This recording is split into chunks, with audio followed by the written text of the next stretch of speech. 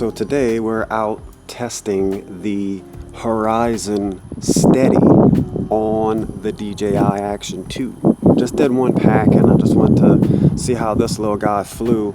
It is a Flywoo Explorer 4-inch and kind of like it. I don't get as good a battery life with Action as I did with, you know, a naked or probably with a maybe a run cam film or something, but it still flies very well. So we'll put some DVR up next to the HorizonSteady so you can see exactly what it's going to do while I'm flying, and we'll see what happens. Alright, so we'll notice right out the chute just how much it steadied that takeoff. Also, keep in mind we're flying in 10-mile-an-hour winds with bi-blade props, 4-inch props. So there's going to be a lot of fluttering, which you'll notice that this camera takes it out quite nicely.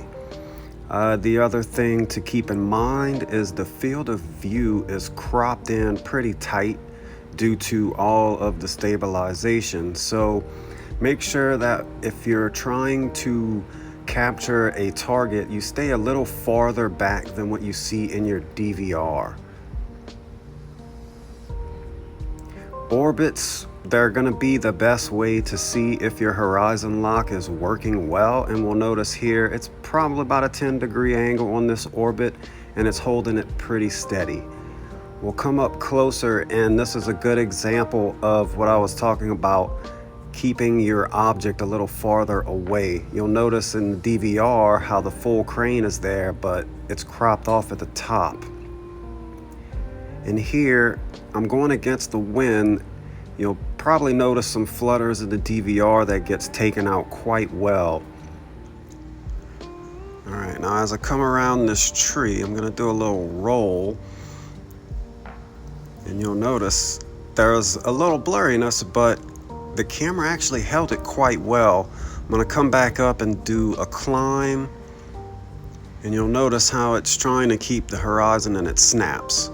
So there's not a whole lot you can do with this trick-wise, but as far as keeping the horizon steady, it does a great job. Here's another roll, and you'll notice it a lot right there. I mean, this is a 4-inch carrying an Action camera, so the weight is going to pull it down. Coming up, we're going to do another little split S here over the tree, and you'll notice how it really snaps hard. All right, I'm going to come around here and do that one more time, and you're going to notice it's a little bit smoother, but it's still kind of jarring to watch. And see how it just kind of snaps back right there. But overall, it does a great job. And here we'll notice a bit of a 45-degree as I'm chasing this truck, and it smooths it out very well.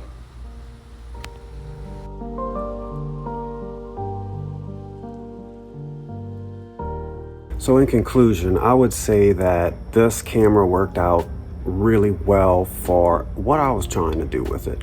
How it really compares to the Max Lens mod, I don't know from personal experience because I only own the 8 and I've never used the 9 or the 10 as of yet. So for me, the DJI Action camera is gonna do it. I can use it on a lighter drone, smaller drone, and still get decent amount of flight time. I think I got like 6 minutes, almost 7 minutes on an 850 battery. So that's pretty incredible flight time for just cruising. And I mean, this is a long range build. I still need to put a GPS on it, and then we'll be taking it a lot farther than we did today. So thanks for sticking around. Make sure you like, subscribe, do all those nice things for me, and I'll make another video. Until next time.